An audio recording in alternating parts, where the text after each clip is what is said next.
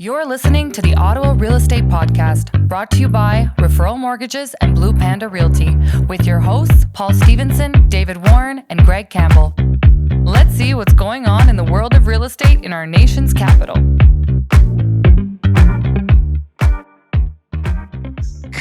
Good morning. I thought Greg was going to say something there. Good morning. It's the Ottawa Real Estate Podcast. My name is Paul Stevenson. I'm here with Greg Campbell, David Warren, and we like real estate. We do mortgages. We do real estate. It's what we do. We're here again. We're here again every week. So Live effect. I'm Paul Stevenson. I'm one of the owners of Referral Mortgages here in Ottawa, and I'm a mortgage agent. And Greg Campbell is a partner at Blue Panda Realty, focusing on helping buyers and sellers both sell and buy homes. And David and succeed. And succeed. And David Warren is my business partner at Referral Mortgages, also an owner and a mortgage agent. And goes without saying, we're always available to chat here and offline. So if you have questions, we're here to chat. Gentlemen, how was the week? Definitely. Week was good. No real complaints on my end. I think Greg's looking like he might, but have some complaints. I don't know if I have any complaints. My week was actually it was good. I mean, I wrapped up. I think I mentioned last time I wrapped up a lot of business last week that had been kind of lingering, which was good. This week was a little bit more chill. I did, however, submit 2 offers and I lost big ones, which I didn't enjoy. But, as I always say, it just means that was not the right house for those buyers. That's so true. We gotta find something else. What was the circumstance on those? Was it just like it was a outbid? Was it just outbid. not? I mean, it's obvious, but I mean, I guess that's not the right question. Was there a lot of offers? Like, what was the kind of the overall? One property had 3 offers, including ours. The other one had 6, including ours. So I had a sense that we were going to lose on both, but you know what? It was also my first time submitting with both of these buyers. And, sometimes that's how it goes. You lose one and then hopefully you get the next one, not the 7th one. And sometimes it's good though for buyers, as frustrating as it can be to lose on your first one, but at least getting, some people getting their feet wet of putting in an offer kind of gets their mind in a different, in a different lane, right? For sure it does. And I mean, to be fair, the first one, I don't think it was the right buy. You kind of just guide and you make, you can't really make the decision for them, but you just say, I just want you to know before you submit this offer, this is how I feel about the property. But ultimately it's your decision. And then they're like, no, we want to go ahead. They're like, thank you for that. We appreciate it. I'm like, okay, cool. Because it needed a lot of work. And I was like, just so you know, you're going to have about $150,000 of work to do in here over the next couple of years. And they're like, yeah, no problem. I'm like, all right, sweet. Guidance succeeded. And that's 2021 buying. You're going to have to do $250,000 in renovation of this home. That's worth $400. Yeah, it's okay. Yeah, go ahead. Let's go. Fire. It's pretty wild. We talk about it week over week and it is ever changing, but we saw a property we were talking about it yesterday internally at the office, property, 2-bedroom townhome just came out for $240, I think, in Ottawa, like 15 minutes from downtown. There are still properties out there. 2-bedroom townhome? Yeah. 2-bedroom townhome. We'll send it to you. We'll send it offline. 1970s. We'll send it to you. Yes. We don't need all the offers going in on it when you got a buyer. 300 offers. But they are out there. You're talking about now. They are out there. And then the flip side of that is that, we were looking at an article, which we'll pull up later in the show, I think, but showing that the average home price in Canada, now is $714,000, I think it was, or $715,000. And interestingly enough, they actually went through every city and kind of gave you an idea as to what you could get for that price. Well, we might as well go through it. There's no point in precursing it. Yeah, let's go through it. I'll prelude it and we'll talk about it next week. And to add to this, before we get into it, just so you know, I went in and looked, and in the notes at the bottom, there's someone posting, and of course they leave out our city, Ottawa, and then I reply, and you can probably see it in there now if it's a live feed that Stephen has up. It says, I was about to say the exact same thing. Maybe you should get the real information on the Ottawa Real Estate Podcast. And those are all the listeners currently. Is it in there? That's funny. That is funny. Don't tell me they booted me off for promoting or something. Just buried in the comments. But so, I mean, this article really, Paul, it's comparing the different cities and what you're getting for the average price across Canada. Right. I think it had 717,000 the average home price. And that's covering all cities across Canada. So it's including Vancouver and Toronto, where, average price is over $1 million. Yeah, so let's go through a few at the beginnings. It's pretty funny. So this is Vancouver. This is the, I think it was 600? I can't actually read. It's a bit small there. So it's 600 square feet? Yeah, I wouldn't be surprised. Looks a little bigger. I had a client appraised at 1.1 in Vancouver for a 680 square foot condo. So this might be 400. So this is Vancouver. So you get a nice little corner living room and then a door. No, I'm kidding. You get a little, it looks like a little eating kitchen. Very trendy. Do you know this area, Greg? Oh, Greg's on mute. Or is that me on mute? Nope, that's Greg. No? Okay. Well, he'll get his sound back eventually. Sorry about that. Yeah, Sorry about that. The funniest thing. Background. That's okay. The funniest thing is when you look at this, and then so this is Vancouver, so 716,000. It's a nice spot. It's a nice spot. Calgary, you're kind of getting. Is that a single family? It looks like.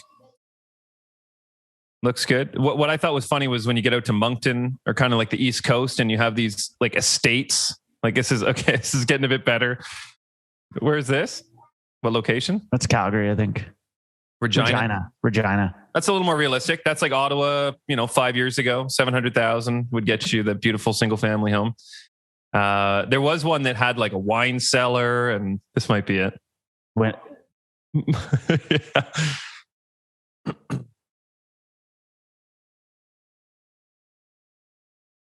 Yeah. Yeah, Moncton. Yeah. Full wine cellar, 1,000 bottles. Amazing. Yeah. In Halifax. Yeah, I mean, it's certainly always interesting. The one in Newfoundland. Sorry to all the people that are just listening and not viewing, but you can view this on YouTube if you really like. So this week we did want to get into some questions. So this is just kind of fun. We were looking at this before we went on air and thought it might be of interest to people. Stephen, I'll get the article in the chat box. Yeah, but we did have a question this week regarding something we've talked about many times: the potential, in quotes, bubble. The bubble. Mm-hmm. Stephen, do you have the actual question itself that the gentleman sent in?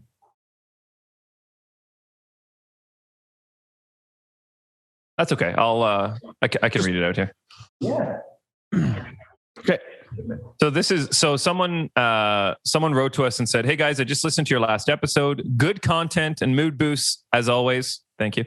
I thought I would ask a question for your next episode. I've seen arguments for an impending bubble burst in real estate since as long as I could remember.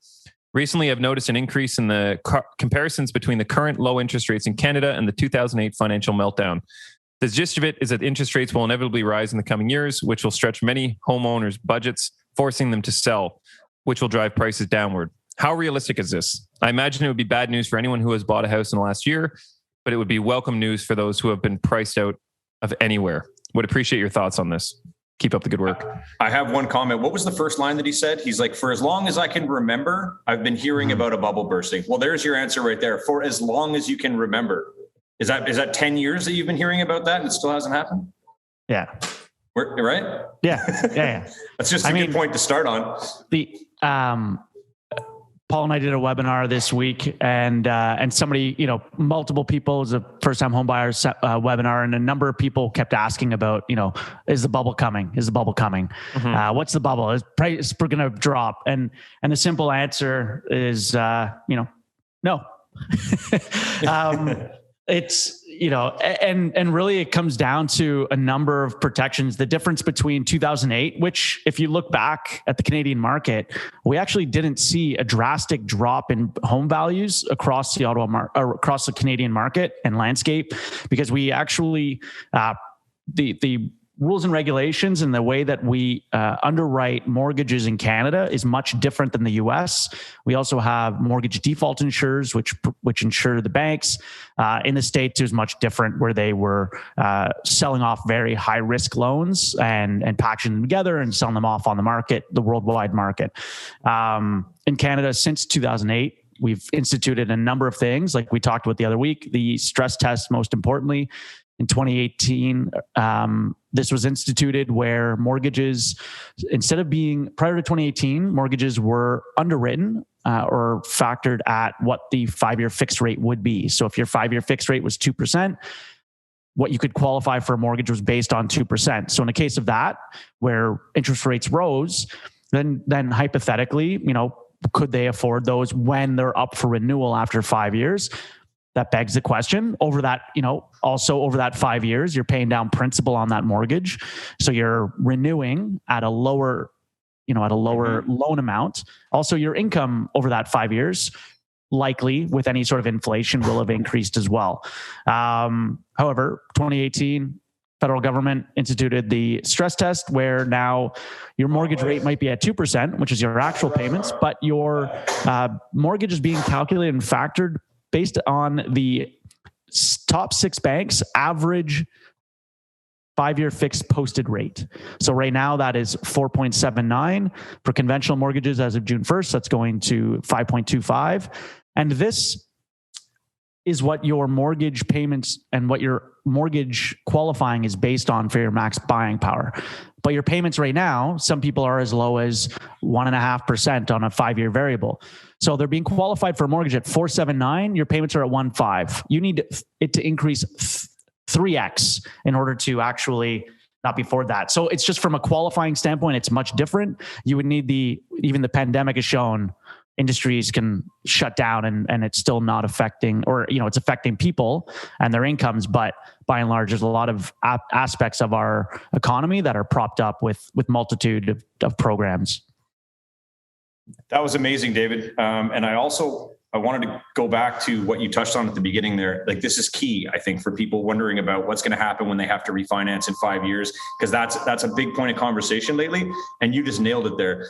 They bought their house, depending on what their down payment was, their mortgage, at their renewal, the price will be lower on their mortgage and their home will be worth more, and they could potentially have an increase in salary. So basically even when they renew, that's the big fear, right? Will they be able to afford it when they renew in 5 years? The question is, well, chances are their property will be worth more money. They'll be earning more money at their job, and their mortgage will be lower because they already have equity built in.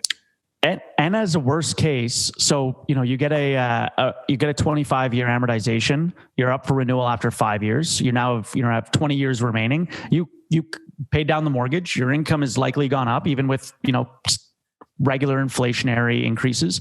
But on renewal, you could actually increase your amortization. You could, somebody could even increase it to 30 years if they were worried about payments.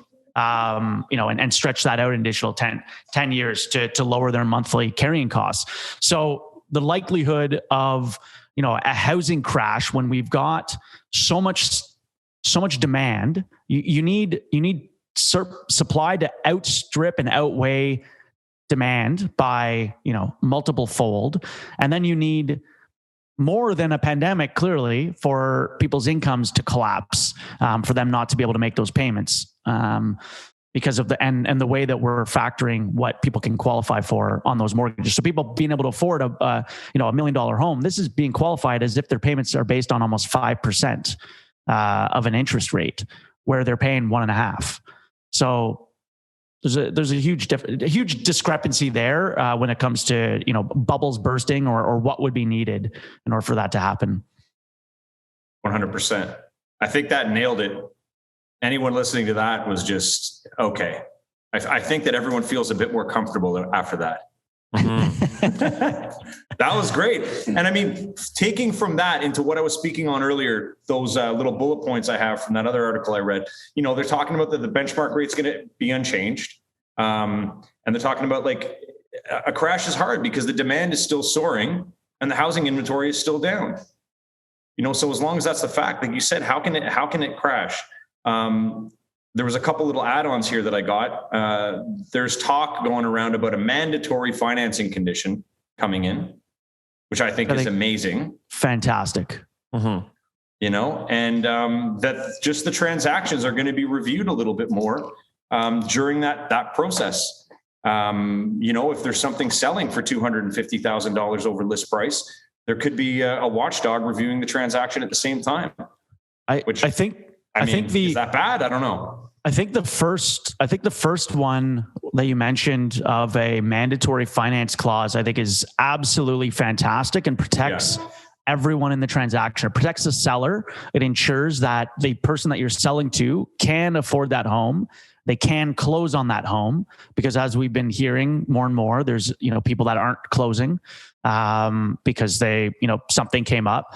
Protects the realtor because, all the client that's buying has to satisfy their conditions of financing. They know appraisal's been signed off on, et cetera. Protects the client, knowing that they're not going to get left holding the bag and in a difficult situation, and protects the bank or the mortgage broker because it gives them time to figure out, and ensure that client can qualify. It's this rule has been around in Quebec for quite a while of a mandatory finance clause. And so for people that don't know much about the Quebec market just across the river, is that when buying a home, there's a mandatory 10-day finance clause. And in order to waive your condition of financing in Quebec, the buyer has to provide a letter from the bank that states that all conditions have been satisfied for that mortgage, including appraisal, income documents signed off, proof of down payment, everything under the sun in that 10 days. And they're provided a letter that says, yes, they're approved, and not only just approved, all conditions waived. The flip side of that, somebody wanting to go in unconditional, the only way that somebody can go in unconditional in Quebec is if you provide an investment statement or a bank statement showing you have the cash to purchase that property outright, or an existing secured line of credit or credit facilities that would be able to purchase that property outright. Those are the two only scenarios. And I think Ontario going that way would be hugely beneficial for protecting everyone in the buying and selling cycle. Yeah, 100%, man. I mean, anyways, Paul, any comments? Well, we actually have another question here, but no comments on that. The only thing I saw recently that I was reading an article before about that, I think it was the Globe and Mail or Financial Post. They were talking about the impending, again in quotes, bubble, which we've said redundantly that it doesn't exist, at least in our minds. But the big thing they said was, again, what Dave commented on, I think a week or two ago, was about the immigration as well coming to Canada. That they have seen, I think in the last 12 months, it was 700,000 or something. I know it was 400,000. I think, Dave, they were projecting for this year, but I think it was 700,000 was the number they had in the article, which, that's, our population a few years ago was only, I think, 37 million. So, that's almost, 1/37th of the population increase. It's a pretty big percentage of, it's a 2-3% growth. And there's just not enough supply. There's no way that even if every single builder in the country was just building nonstop for the next year, we still would probably be at a point where it's maybe balanced, So I think we still have a way to go before we see any sort of, I don't even want to say burst, but I think things are going to trend. Balance. Even just for balance, it's going to be wild. Yeah. But even to that point, Paul, 700,000 over the last year, you're saying that doesn't include non-residents. That's people getting their permanent residency card or coming to Canada as citizens. That's not including people coming here for school, and obviously this past year has been different, but going forward, international students coming here for university, non-residents moving here, people buying a second home in Canada, or vacation home, what have you. But, that doesn't include that. You obviously have demand over and above, people immigrating to Canada. So we do have, it's a kind of a good follow-up question. So Stena says, I have a question. Are you currently seeing a drastic difference between appraisal estimates and sold prices? Wondering if this is affecting the level of funding people are able to qualify for their mortgages. So I have seen it once recently where the appraisal came in slightly light of what the purchase price was. But it doesn't actually happen as much as you may think. I mean, typically, again, if you're working with an educated realtor and so on, I mean, your prices should, unless it's an extreme circumstance. I mean, you would think that we would have seen that probably more in, January to March, when things were just off the chains and there was like no conditions, 25 offers on a house, that sort of stuff that people would be overpaying. And it may have happened, but I certainly didn't see it. Dave, did you see any come in outside? I mean, even No. we have a lot of agents in the office, and I didn't even hear rumbles of it. So it's definitely not something that happens that often. I think out of the four to 500 transactions that our team's done over the last 12 months, I think we've had maybe 3 that have been light. We don't see it. And I'll go back to that, when we had Emily Murdoch from Independent Appraisals on, a number of months ago, you obviously, we were talking about, you'll obviously have outliers, you'll have properties where somebody bids, in Barhaven, that 1.1 where everything else is going for 900, things like that, happening last year. Those you'll have as outliers. Those won't hit appraise. Those appraisals won't hit, but by and large, appraisers are having to take into account and looking at,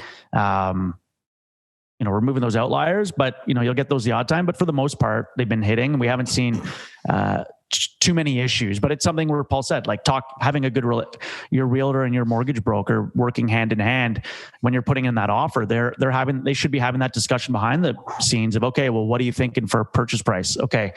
What are comparables like, what's going to happen there? Is client Y going to be stuck holding the bag on that, or how does that look? And doing that, having that conversation up front, which I think is vitally important between the professionals that you're working with. Yeah, and that's the thing. I mean, appraisers are looking at the property itself, but they are also looking at direct comparables. Like, they're looking at a lot of the same information that your real estate agent or that we would be looking at through Purview or any of the kind of internal systems that we have. I mean, they're using a lot of the same systems. So you should be able to have a pretty accurate idea as to what it will appraise at, or what the, Greg, like, how do you go into those conversations with clients if they say, if it's listed at 500 and comparables are at 625 and they really want to go in at 675, like, is that the conversation you're having? Is like, this may not appraise at this price and we need to be ready for that? Yeah, of course. I always have that conversation where I say it may not appraise at that price. And I also say, don't expect, in a year, if you're going to go sell it be worth $50,000, even maybe $25,000 more than it is right now, But I'm very clear on it, on conditions and appraisals and everything. One of the things that I wanted to say is that based on the appraisal system, I was talking to an appraiser a while ago, and, for one that had sold 150, it was 155 over. And there was nothing in the neighborhood that had sold to warrant that at all at the time. 1 week later, there was 3 more sales. Mm-hmm. So the lender was okay with it. Like, they doubled, like, he checked, and then they went back again a few days later because it was challenged after those new ones were sold, with like a couple of days after he had done the appraisal. I think Emily had suggested that, right? Or Dave, you suggested that to, when you buy the home, just book the appraisal for 2 or 3 months down the road when it will be worth it. Yeah. Right. Yeah. If you have a little time on your hand, try not rushing that appraisal. If you went crazy over, try and wait it out. If you can, if you have a 3-month close, maybe wait a month and a half before doing that appraisal. So you could hopefully have some others and you're not the only outlier. Yeah, exactly. It's funny how the market changes and an appraiser might know that the market is trending that way. However, appraisals are point in time. Appraisals are dated, and they value and they state within them the value of this home as of April 30th. This is what the value is as of today. Yeah. It's, and appraisals have a lifetime to them as well. Like, they're only valid for a period of time that the lenders will use them, because the market does change so drastically, and they need to account for that, of any losses or gains. But, obviously in their eyes, it's more the loss standpoint. But, also just reminded myself that, to mention to everyone, it's April 30th. personal taxes are due today. Dave giving further tax advice. Don't forget about talk to your accountant. Anyone out about there your waiting on personal their filing their T4 or their income taxes? It's due today. Dave Reminder. just struck anxiety. Dave just struck fear in a bunch of people. Yeah. But Dave, you said that you saw that you were speaking with someone else in the industry this week, and they were mentioning something in regards to I think it was negotiations, right? They were able to get a deal from just that transparency, those transparent conversations. Yeah, I was an avid realtor listener of good old Torup, but he was mentioning to me that he had a listing presentation this past week, and the client had interviewed a number of other realtors, and their house is in Dunrobin, and other realtors were suggesting listing at 800, 900. Actual market value is about 1.1, and they were saying, we'll list low and drive prices up. And his recommendation was, let's list at market. And he won and had that conversation of, what we're seeing on the market and what we talked about the last couple of weeks. Greg, you mentioned seeing it is that people offers day would come and go with no offers, and then they're listing at a higher price, and everyone is looking at that of, wow, that's ridiculous and you're idiots, because they were pricing it purposely low, hoping to drive offers, and they just never came, because people know that game now and they're not willing to play that game, so to speak. So he won the listing, and he feels he hasn't outright asked, but he's pretty confident he won that listing because he had the conversation of true pricing, true market value, listing in that realm, and not playing that game of let's hope to drive offers of 200,000 and 300,000 over, and kind of that relist aspect. So I thought that was interesting. I thought it was an interesting comment. Certainly something that we've been touching on the past couple of weeks with offer days and things like that. But Greg, have you continued to see the market flooded with new listings? Like, what's the kind of list count week over week? I know last week there was a huge uptick.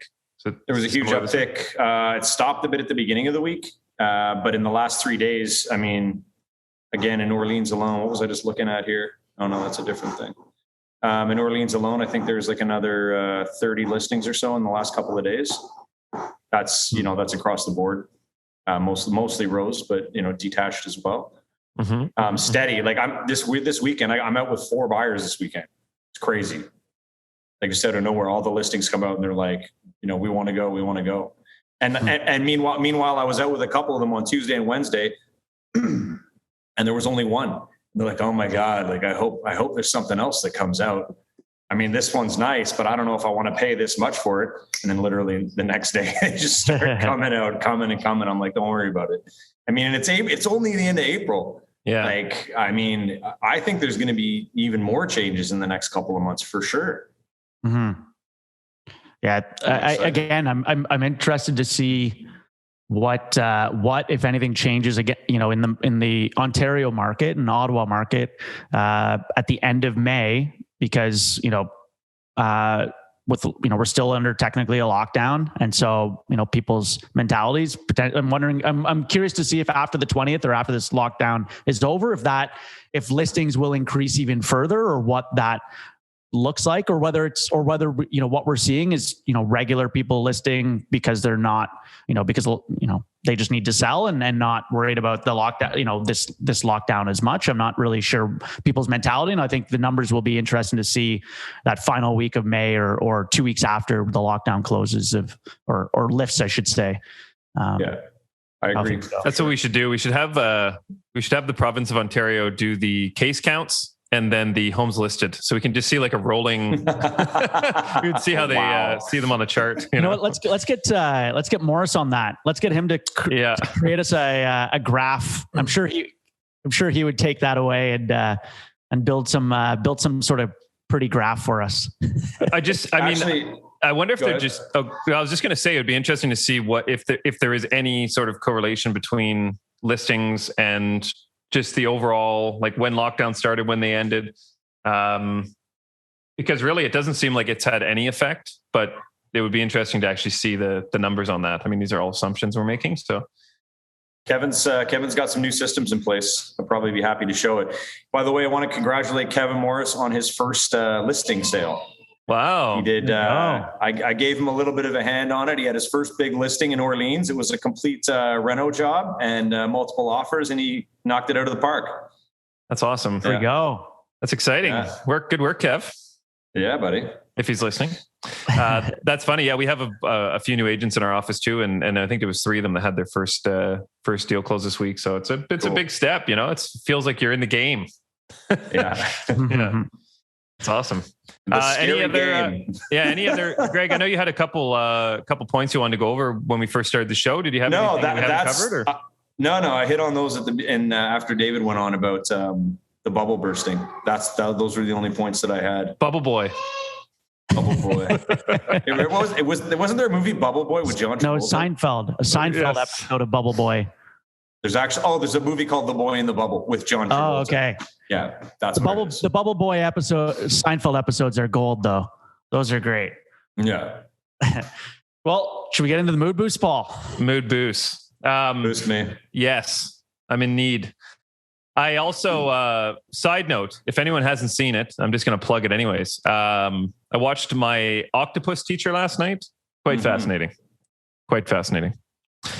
On to the mood boost. Number 1, I got 4 today. Again, 2 and 2. This is number 1.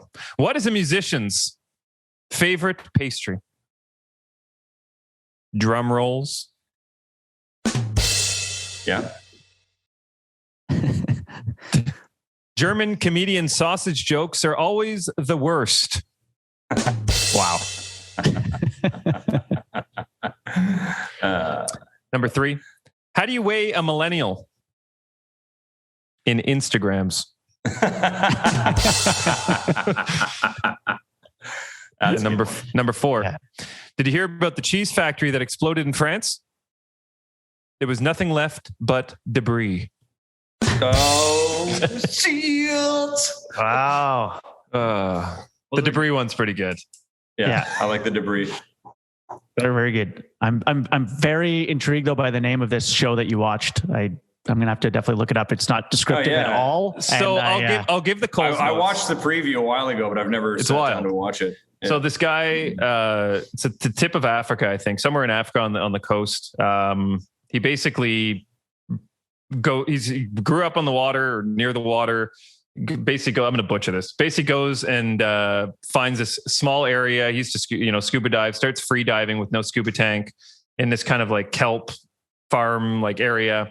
And he finds this octopus one day and basically he starts recording and going every single day and builds this ridiculous relationship with this octopus. And I'm just like completely blown away. I knew octopuses were pretty wild, but when you actually have like this in depth of a relationship and like you can see the interaction and how smart and intelligent this thing is, it's mind blowing, to be honest. And it's got a crazy story. So it's actually a documentary. It's like that's what I was very confused on. That's it's not a Disney movie. This is an actual documentary, and it's pretty amazing. Wild. The main concept is that the octopus teaches him about himself and about life. Yes. Wild. Yeah. And how he approaches it. Yeah. But they're definitely aliens. I mean, they're crazy animals. Like it makes me want to jump in the water, but not quite.